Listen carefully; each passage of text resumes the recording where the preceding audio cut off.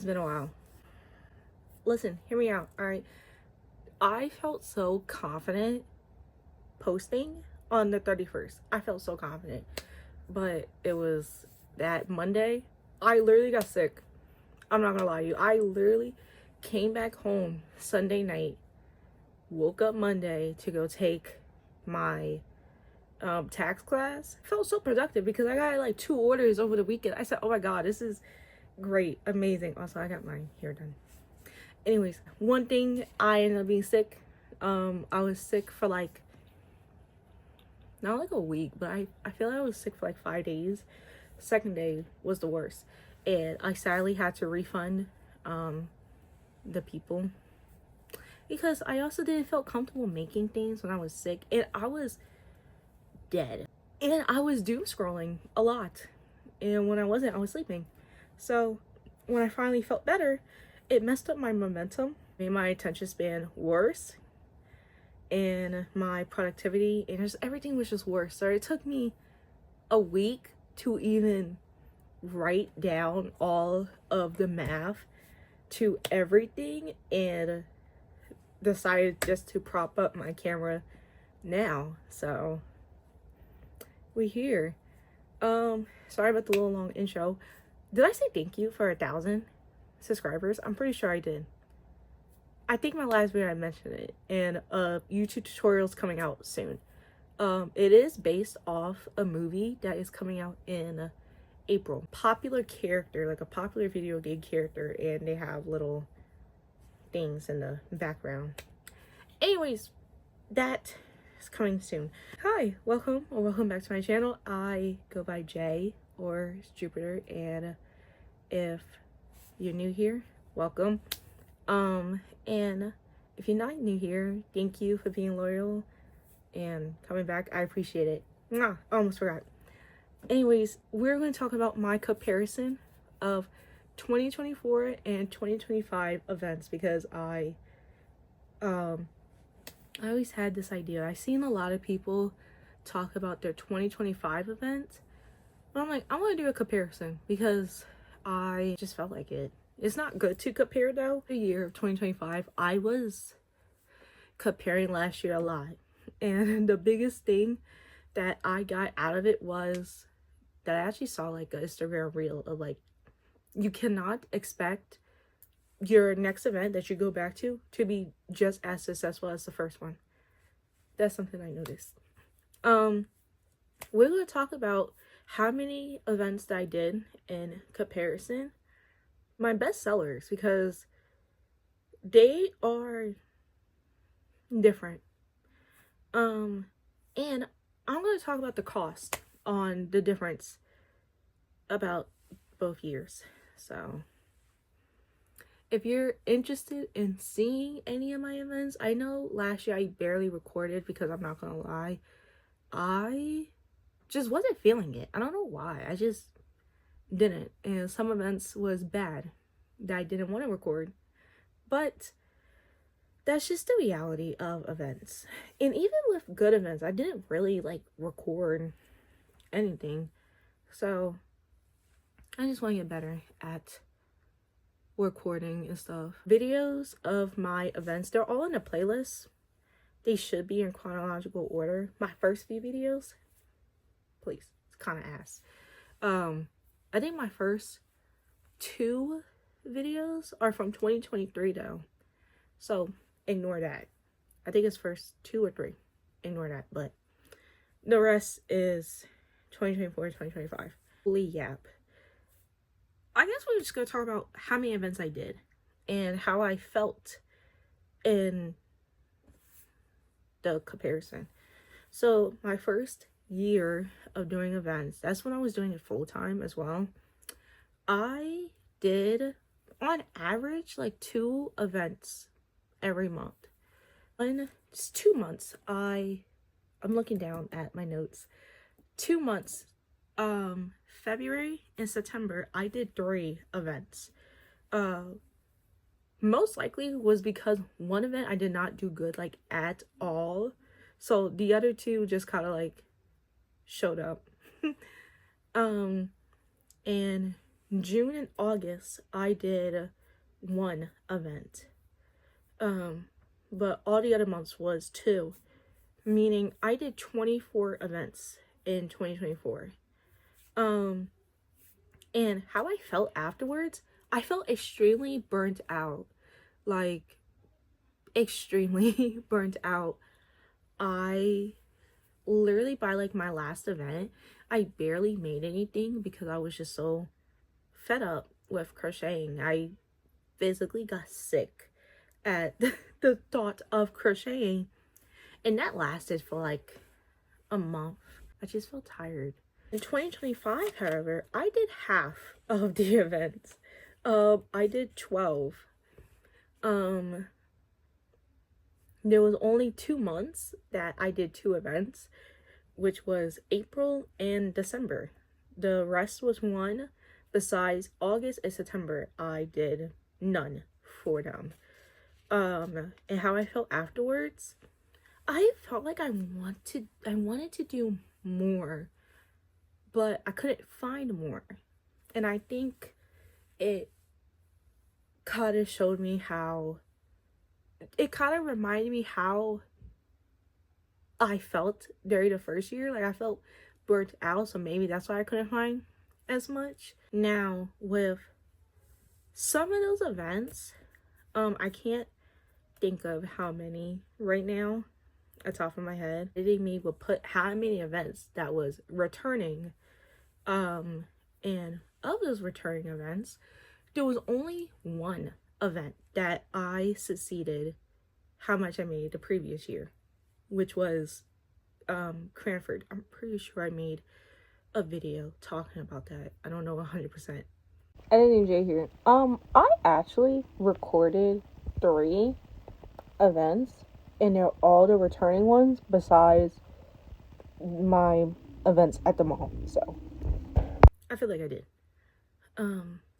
It'll be tagged up somewhere. That was only because I stayed till like the very, very end. I think it ended at like 5. And normally I pack up like a couple minutes early, but no, I stayed all the way to 5. And by literally the end, the lady bought a $65 dragon. And if I didn't wait, I would have made like $1 less than what I did the first year. But I still kind of consider that as like I made my goal pretty much. The other events that I went back to, even one of them that I went back in the same year, at least literally all of them, I made about like 3 something less than the first year. I don't know what it is. I really don't. I don't know if it was because my first year I brought more bigger plushies, so people see that I didn't have any smaller ones, so they would buy the bigger ones. In comparison to like 2025, I brought more smaller ones, and I would think like, okay, I'm bringing more plushies and more smaller ones, that would be better, right? It kind of was, but it kind of wasn't. At least like I sold more, yes, but it doesn't really add up to what I made, right? For example, my Pride event that I went, sold 62 plushies during 2025. In 2024, I sold 61 plushies. 1 plushie less, but I made around 300 less in 2025 compared to 2024. It's my bigger plushies at this. It's my bigger plushies. That's literally what it is. So far into 2026 now, if you're wondering, I haven't found any events this year. I signed up for one in April, and I still have not gotten anything in March, nor May. I'm waiting to see if this 2-day event I went to is doing the event again. Another thing, it's just like, this year I even brought different smaller items, right? Not only that I made more smaller items, but I brought more different things. Of course, there was more like basic items, but I still brought more stuff. And I had like a lot of people say that they remember me, but they didn't get nothing. I I don't know how to feel. Like, they're not obligated to do that at all, right? But I start comparing myself to others, and especially to my crochet friends when they get repeat customers. I don't get that, and it kind of makes me question my work. And I'm like, why don't I ever get that? Like, what's wrong with my stuff to where I can't get that?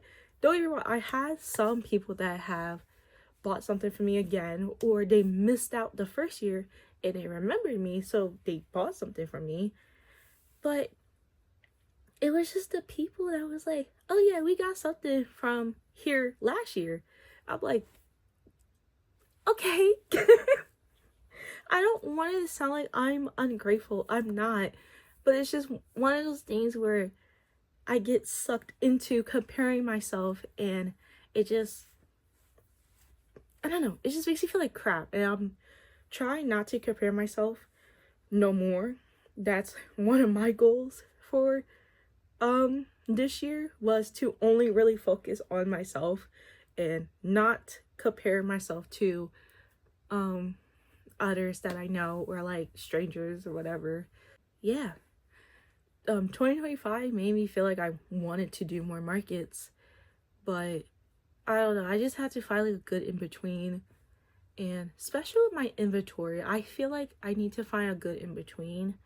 Nothing wrong with my first year, but there's nothing wrong with my second year. I just need to combine the two. Obviously, my first year, I would get left over with a whole bunch of bigger plushies, and my smaller stuff would get sold out faster. And in 2025, I felt the opposite. I felt like my bigger stuff would go away faster because I had less of it. And I have all these smaller plushies left over. And don't get me wrong, sometimes they do sell out, but I'm like, dang, I wish I would have had more bigger plushies. Like, I don't know, because I'm just so used to it before. I just like the look of seeing not only mine, but when I watch other people's YouTube, I like seeing a booth having like a mix of things, particularly medium to bigger plushies. And I think what really helped in my first year was I had a lot of plushies that was within $30 to $35, which is my good price range. That's a price range that helped me sell a lot of my bigger stuff. And this year I didn't really do that. I had more bigger things towards in like the 40s that didn't really sell. And whatever $30 to $35 plushies I had, they would be gone, and I'm left with like the bigger stuff. So yeah, and I also noticed that $12 to $14 items really worked out for me. So it's just finding a balance. I think that's what the 2 years kind of showed me. And talking about plushies, I'm gonna say what was my best sellers for those 2 years. My first year, I'm not even surprised. It actually, looking at my best sellers, made me realize how many things I actually made, which is actually crazy. My first year, my ducks with hats, I'll put a picture if I have it. My ducks with hats, I sold 69 of them, which is crazy to me. And second was my Kirby's at 38. It didn't feel like I was making a lot of Kirby's back then, but again, it doesn't feel like I'm making a lot of plushies. Stingrays come at number 3 at 29 sold. Nuggets at 4th place, I made 27, which it shocked me and my friend because I really don't remember me making too many nuggets like that. All I can remember was during my 2-day event I had some, but I just don't remember any other time. And in 5th place, my baby dinos, I made 24 of them. I thought they would be placed higher, but I guess I just didn't sell them. Or I just didn't make as much. My 2025 bestsellers, like I said earlier, it's kind of like skewed a little bit. But I have a $5 bin slash claw machine. Because before I even had a claw machine, I would have a $5 bin. And I only really brought my claw machine once. Actually twice, but it didn't work the first time because it overheated. And whenever I bring my claw machine, it's the same stuff. It's kind of not the same stuff because sometimes I'll put things as $5. So the number's kind of like wild right now. But it says 32. I don't recall me ever making 32 $5 things or claw machines. But it could be because I have stuff that I don't want to keep. So I will price them at $5. Number 2 that is the bestseller for 2025 is my mystery boxes. They're at 18. Now, my mystery boxes come with Kirby, a little frog, and a stingray, which I only really started introducing in November. Yeah, I really only introduced them in November. So, but I also kind of had them throughout the year, but I just didn't really put them in like nice boxes and add a little picture till like way later. And the mystery box would be, again, stuff that I don't want, and I just put them in there. Now for third place, it is a 3-way tie. Again, numbers probably skewed. I just didn't feel like actually going to go figure that out. But my turtles, my ducks with hats, and the little love cats, I sold 17 of them. I introduced turtles and cats this year because I wanted to expand my smaller inventory, and one of those $12 to $14 items that did really, really good for me, and those were it. I sold my turtles for 14. My ducks has always been 12, and the little cats are 12. So I sold 17 of them. In fourth place, we have Kirby's at 16. I know I said they was in a mystery box. They are, but there was a time where they wasn't in a mystery box. And I sold 16 of them. And number 5 are my little Christmas pals, which I literally showed them in November.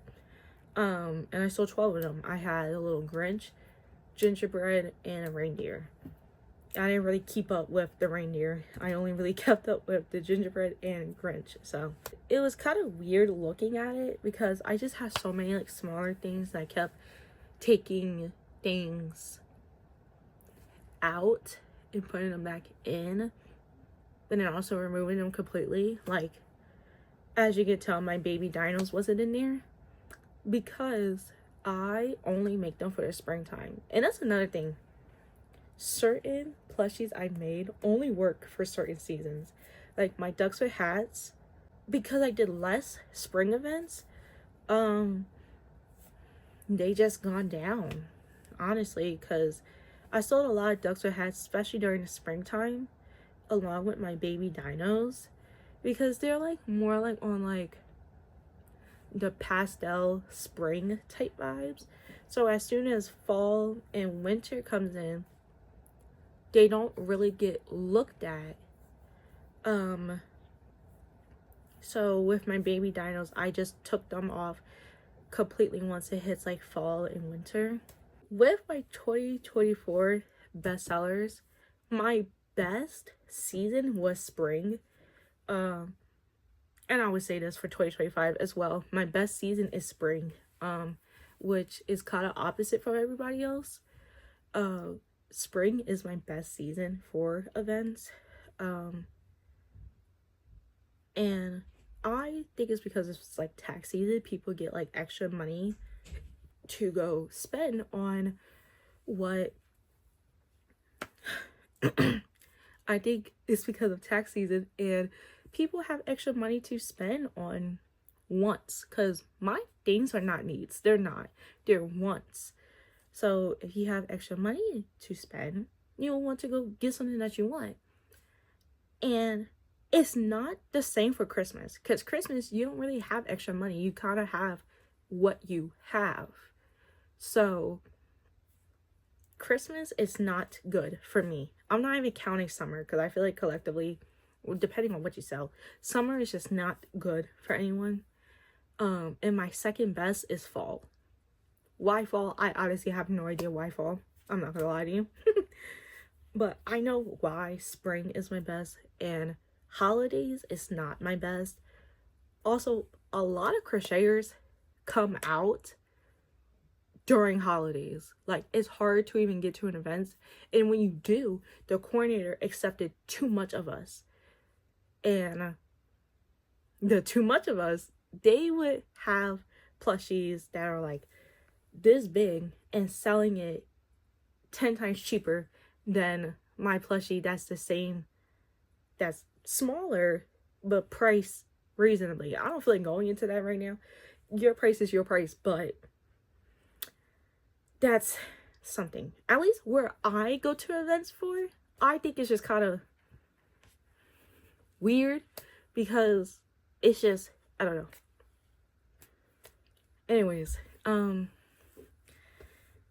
yeah, I think my first event, my first returning event that was 2025 was my 2-day event, which I'll link somewhere here, along with my first year. It made me realize, like, oh yeah, I'm definitely not gonna hit the same numbers as I did the first year. I just had like high expectations, and especially bringing in more smaller stuff too. I really thought like, yeah, this year will be better for markets, and it indeed kind of wasn't. I also noticed that the events I went back to, except for the one in October, the other events, I think mainly just one event. Honestly, I don't know why I'm saying others, like it's multiple. They accepted more crocheters, which kind of sucks. But I mean, it is what it is. I don't ever expect that I'll be the only one, right? I feel like that's just unrealistic unless an event specifically say like, oh yeah, you're the only one for sure, 100%. But I just feel like there should just be like a limit. Like, it should be at least like 2 or 3 of us, not anything more than that. I think because the first year there was 3 of us. It was this little old lady. I did not really remember her. I just knew that she was there. And it was me and someone else, right? And on the second day, it ended up being me and someone else. But for last year, it was me, that same person, and maybe like 3 or 4 others. I think some left because it was extremely windy that day. And on the second day, it was me, that same person, and somebody else. That was it. And I was like, I just feel like it's just really oversaturated, and it's just, I feel like a lot of people who are just starting to crochet, they just immediately jump straight into the business part, and it just kind of makes it seem rough. Like, it just makes it like difficult to like really like do anything, because there's nothing wrong with just picking crocheting up, like absolutely nothing wrong with that. But it's just when you first start and you don't really know like the foundation and stuff, and you just immediately like, yeah, I'm gonna sell it. And I'm like, why? Why? I don't get that. I didn't really start thinking of selling until like months later. Like months and months later. I don't know. To each their own. But I want to talk about how much I made for the comparison of both. I know I don't really talk about costs anymore like that, but I just know that's people's favorite part of the video. My favorite part is seeing people's boosts. That's what I care about the most, honestly. I mean, it's cool telling like your total and stuff, but at the same time, I tend to like I said before, I will start comparing myself. That's why I don't really say my totals anymore unless I'm going back to that same event. But I know this is people's interesting part. If you don't want to hear it, then you can skip it. But yeah, not including the booth fees and all that stuff. I definitely do not want to go back to try to figure out how much booth fees I spent. And I lost, so because it was quite some events in 2024, I did not go back.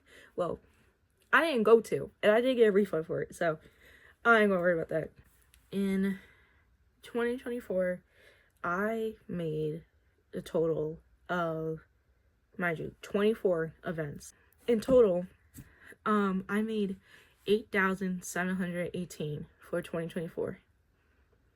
In 2025, I had 12 events. I did get a refund for one event because I canceled in time.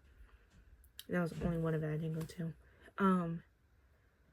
2025, I made $5,704. Yeah, that is a difference. There could be like a lot of factors for that. I didn't find as much events as I did the first year. It was like by the time I do find events, they was already full of vendors, or they was already full of crocheters, or it was too late, honestly. The events I did go back to was more crocheters than the first year. Or the events I do go back to, I had a lot of people say that they have bought from me before, but just didn't buy from me again. Or it just could be like the products that I showed this time as well. Like I showed a lot of smaller makes, but they kind of lean towards the basic side. And I made less bigger plushies. So maybe that could be a factor. But I don't know. I would never know, honestly. I would just have to take what I seen from these 2 years and kind of combine it. Like I'm still gonna keep bringing my claw machine, bring my mystery boxes, go try to balance making bigger plushies and smaller plushies, and still try to hit bringing 70 to 80 plushies. I have a more concrete list of things that I should be making. I still haven't made the list yet, because I haven't got an event yet. I could be prepping now, but I want to get something in March for me to start prepping. So pretty much it. I don't really have anything much to say. I think I would probably, I've been debating about the online route for like the longest time. I do have 2 consignment stores. One I actually went back to in December, I think. And it's another one that I've been into for like the longest time. So, but I don't know if I want to go back to the online route. It's just a lot of stuff, but who knows? I can't tell the future, and I could just only hope for the best. I hope this video was informational. I did not know how to format this. I I did yap quite a bit. I was supposed to make anyways. I hope you find this informational, and please do not compare yourself to me. It's the biggest takeaway from this. And yeah, I will see you next time. I don't know what my next video will be. I won't have a market for like a long while, so I don't know. But till next time, bye.